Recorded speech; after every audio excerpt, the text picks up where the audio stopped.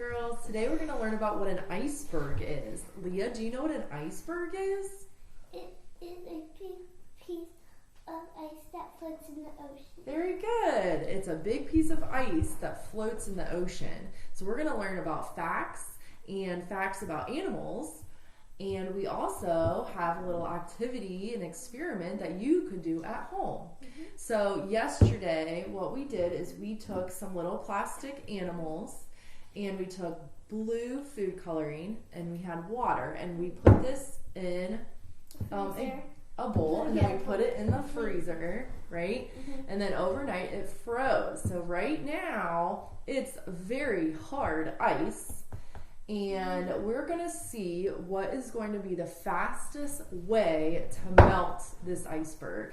So we have hot water, a sponge, and salt.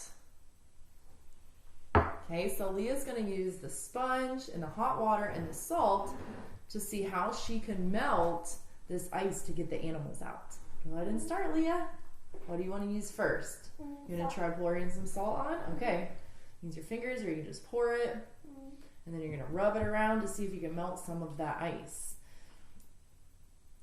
Did you know that salt will help melt ice?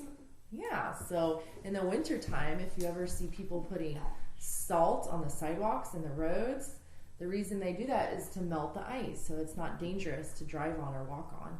So as she's putting the salt on, I can already tell that it's making the ice melt. Do you see the water?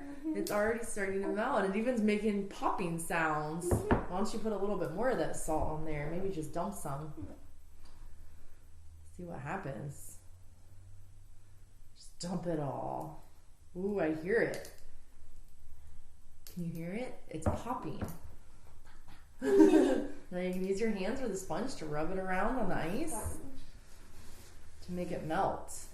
Yeah, it's definitely melting. We're going to get those animals out of there. Maybe dip the sponge in some hot water as well. So the water is real hot. Put it on the ice and it'll start melting. Very nice. Keep rubbing it. Get those animals out of there. I see a polar bear. I see some penguins. What else do you see, Leah?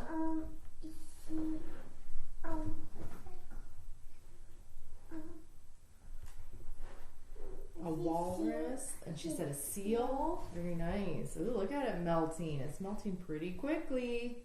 Yeah. Keep rubbing. Use some more salt and some more hot water.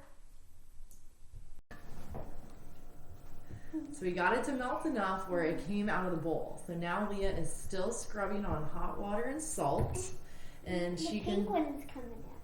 She can see some of the animals are starting to show, and she's trying to pull some out. Make the iceberg melt.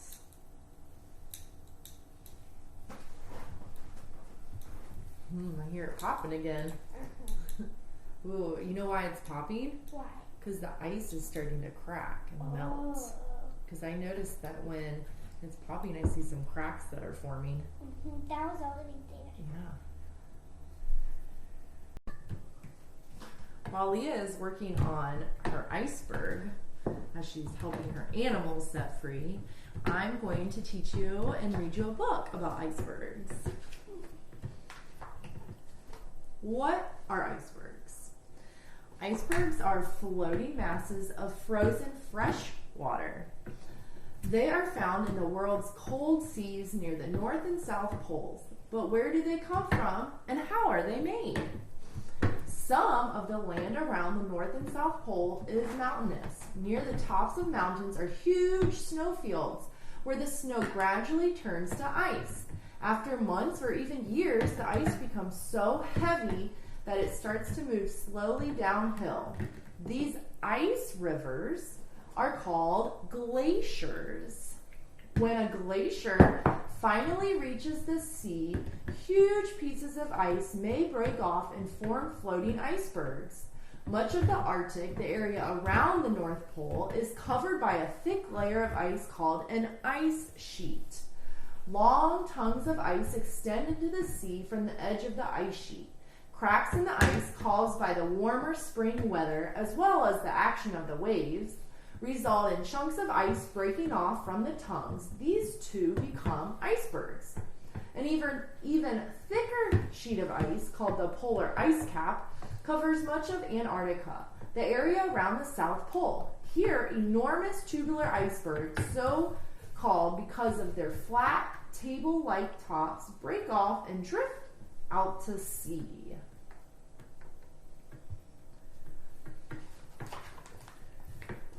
Floating on ice. When most things freeze, they become smaller. However, when water freezes, it expands, which means it becomes bigger. However, when water freezes, it expands. This means any volume of ice will always be lighter than the equal volume of liquid water. This simple fact is what makes icebergs float. When ice freezes, it forms beautiful ice crystals. The ice itself can be clear like huge blocks of glass. However, icebergs usually look white because of tiny gas bubbles trapped in the ice or because they are covered with snow.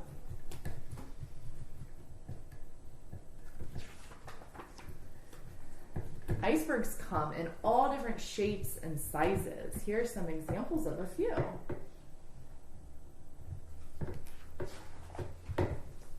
Leah got an animal out of her iceberg. Leah, what animal is that? A seal. It is a seal. We're going to talk about seals in our book. Here's a picture of a real seal on a small iceberg. It says seals are ideally suited for living in the water. Their smooth, streamlined bodies, flippers, and short, strong tails make them excellent swimmers. On land, they move slowly, wiggling and sliding across the ice. Seals spend most of their lives at sea, but come ashore to mate and for females to give birth to their young. They're cute animals. What other animals do you see in your iceberg, Leah? Penguins. Ooh, let's read about the penguins. Whales. So penguins also like cold areas in icebergs. So let's learn about penguins, Miss Haggerty's favorite animal. Some penguins. Penguins are one of the 7 species of penguins. They're called adult penguins, which live in the Antarctic region. They spend most of each year at sea, but return to land to lay their eggs and raise their chicks. Once a year, too, they come ashore to molt. Their old feathers fall out and are replaced by new ones growing underneath. Penguins cannot fly, but their paddle-shaped wings, short legs, and webbed feet are perfectly designed for life in the water. Moving on land is more difficult. They must either waddle slowly or fall forwards on their chest and slide across the ice. Did you know that at the end of summer, each female empire penguin lays 1 egg, then returns to the ocean? The male keeps the egg warm all winter in a fold of skin on top of his feet. He eats nothing, and by the time the female returns, he has lost 40% of his body weight. We got some penguins out of her iceberg. Very nice.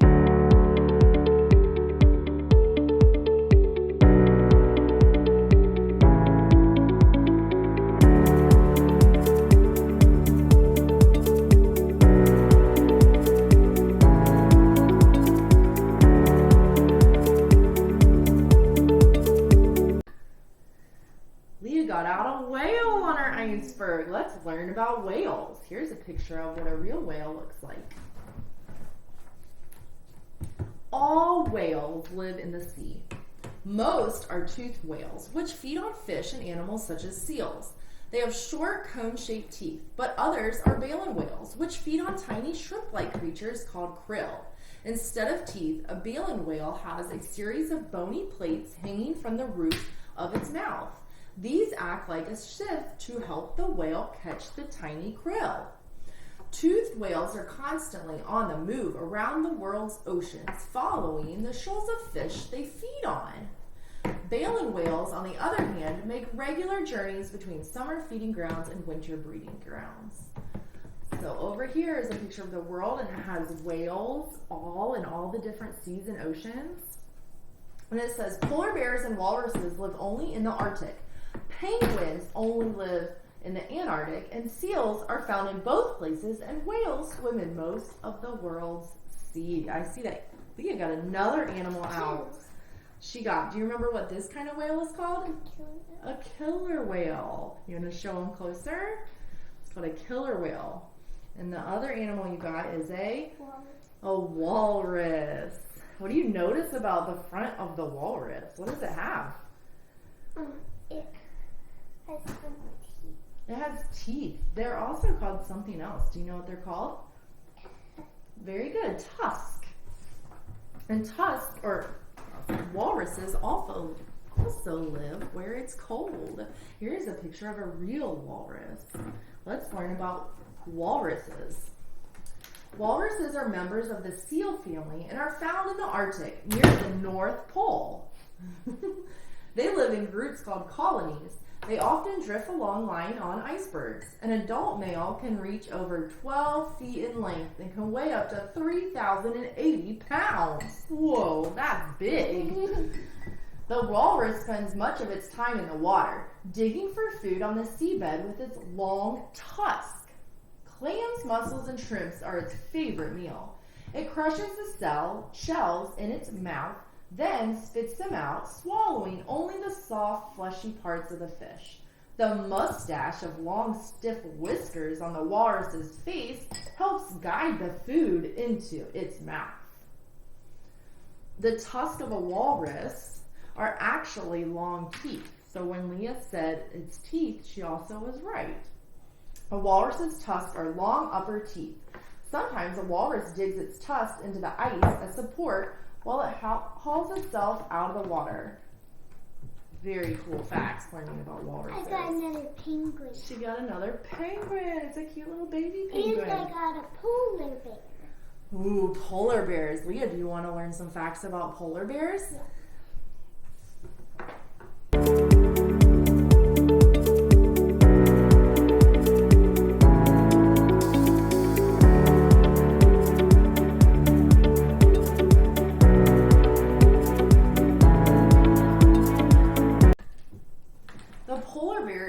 Largest and most ferocious land-living carnivore, which is a meat eater. Polar bears are found over an area of 19 million square miles of Arctic ice. In winter, all polar bears head south towards Greenland in search of food. By trotting over the ice and swimming through the icy sea, they can travel up to 64 miles in a day. They mainly eat seals, although they have learned to scavenge from garbage dumps and even houses in the towns of northern Canada. Polar bears are adapted for the cold. Their bodies are covered with a layer of fat called blubber and very thick fur. Even though polar bears look fun and want to cuddle up with, they're not a nice animal. You don't want to do that. Did you get any more animals out of your iceberg? Yeah. I'm trying to get them out. And a penguin is left. Oh, that one. She got another penguin out. It's so cute. And I have one more penguin. And then I'm done with this. I said I was going to get the polar bear left. Ooh, you got the penguin.